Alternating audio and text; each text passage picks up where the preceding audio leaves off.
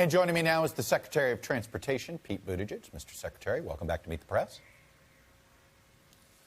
Thank you. Good to be back. I want to start with, for our purposes of this discussion with both yourself and Senator Wicker, who I have later, define infrastructure as this administration sees it, because we're already having a debate of, hey, bridges, roads, that's infrastructure, elder care is not. Define infrastructure in your view.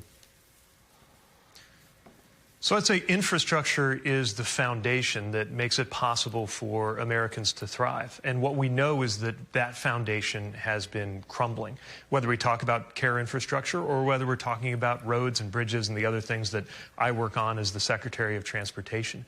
We have fallen to 13th in the world in terms of our transportation infrastructure and continuing to head in the wrong direction because we've been failing to invest for a generation. The American Jobs Plan is our chance to fix that. This is being broken up into two parts. This part is approximately $2 trillion. The next part being rolled out in 3 weeks is, I guess, another trillion or so. Here, is this being broken up because you think, well, all right, the bricks and mortar part of infrastructure, we can find Republican support. The social service infrastructure, we can't? I think we can find a lot of support for all of the elements of the president's agenda. Certainly what we're seeing with the American Jobs Plan is overwhelming support among the American people. You know, in many ways, it feels like we've already convinced America. Now we just got to get Washington to follow suit. And I would note also that there's a lot of support for how the president is proposing to pay for this. That's part of why I think this is such a compelling package. We know that we as a country can afford to make big investments in infrastructure. We just need to make sure that corporations are paying their fair share. That's what this plan is going to do. Let me start first with how long you're going to look for bipartisan support. You know, it was about this time in 2009 that President Obama and Vice President Biden rolled out a health care plan, and they spent 6 months convinced because polling told them there was bipartisan support. And individual lawmakers thought, you thought there was bipartisan support, and you ran into sort of a party brick wall there. How much time do you give to bipartisanship? Well, the president really believes in a bipartisan approach, and it's one of the reasons I'm constantly having conversations with members of Congress on both sides of the aisle, gathering ideas. But the president also has a clear vision, and as he said, this has to get done. He's asking for Congress to make major progress on this by Memorial Day. The bottom line is we've got to deliver for the American people, and we can't let politics slow this down to where it doesn't actually happen. You know, it looks, as from this observer standpoint, that the administration looks like it wants bipartisan support more than congressional leadership, Democratic leadership. Is their patience less than the president's? Well, you'd have to ask them, but I believe that they are just as interested in trying to get somewhere that's a win-win. At the end of the day, yes, it's the president's belief, but it's also the belief of the American people that government works better when you got both parties actually talking to each other, negotiating, working in good faith. And that's what we're working to do around infrastructure. I mean, if there's any issue area where it could be done, surely it's this one. Now, at the end of the day, of course, it'll be up to the other side of the aisle whether they're prepared to vote for a package that maybe isn't perfect for anybody, but it's a great package. And again, now's the season for hearing any ideas they want to bring to the table. I think you'll find the president's very open to that. We've already had two Oval Office meetings with members of the House and Senate from both sides of the aisle. You can expect more of that. Talking about paying for this plan, President Biden has one idea, right? Mostly corporate tax rates. And I know the idea is, hey, if you've got another idea, we'll listen. There's three ways to fund projects, right? There's user fees. You know, you could throw gas tax into kind of a user fee category. There's straight up corporate taxes, income taxes here. And then there's deficit spending. Does President Biden, does he guarantee that he will sign a bill that is totally paid for, or will there be some deficit spending in this bill? Well, I'm not going to get ahead of the process in Congress, but what I will say is that the vision the president has put forward is fully paid for. Across 15 years, it would raise all of the revenue needed for these once-in-a-lifetime investments. So by year 16, you'd actually see this package working to reduce the deficit.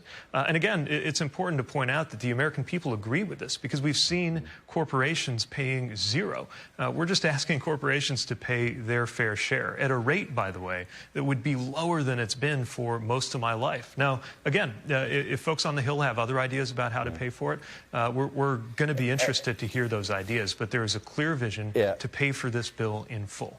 I was just going to say, it's not lost on me, though, that you say there's a vision to pay for this bill in full. But if a bill that funds this infrastructure project comes to the president's desk and it does not include enough to pay for this bill and its deficit spending, it doesn't sound like he would somehow veto it. I mean, is that what you're saying here? He's going to be open. If Congress decides to deficit spend, so be it?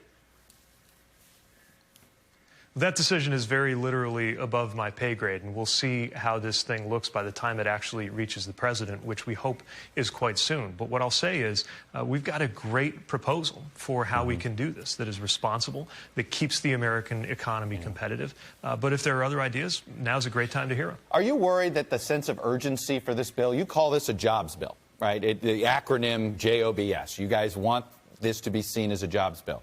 We just had a tremendous jobs report on Friday. We're probably going to have a couple more months just like it, if not better, as we reopen due to the pandemic restrictions. It's natural. Do you worry that that will recede the sense of urgency for this plan and perhaps make even some Democrats hesitant to spend this much money?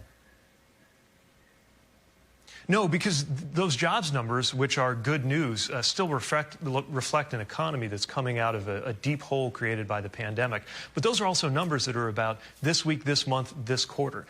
The American Jobs Plan is about a generational investment. It's going to create 19 million jobs. And we're talking about economic growth that's going to go on for years and years. So, yeah, the rescue plan was largely about just getting through this season, getting America back from the brink. But I want to be clear, the American Jobs Plan is not about short-term stimulus.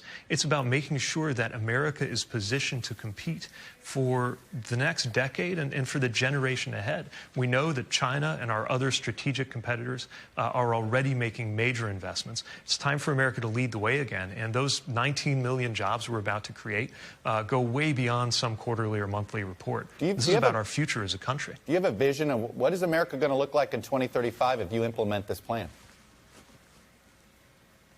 Absolutely. Yeah, by 2035, America will be much more economically competitive. We'll be stronger in terms of leading the world because of the research and development investments that are here. And we will be on track to avoid climate disaster because of the provisions for things like electric vehicles. And just as importantly, because we will have made these investments here starting in 2021, those electric vehicles that more and more people around the world are driving will have been increasingly made in America by union workers. This is what you get for planning for the long term. I mean, look, right now, we're still coasting off of infrastructure choices that were made in the 1950s. Now's our chance to make infrastructure choices for the future that are going to serve us well in the 2030s and on into the middle of the century, when we will be judged for whether we met this moment here in the 2020s. All right, Secretary Pete Buttigieg, the Secretary of Transportation. Appreciate you coming on and sharing your perspective with us. We'll see how long this takes. Thank you. Thanks for having me.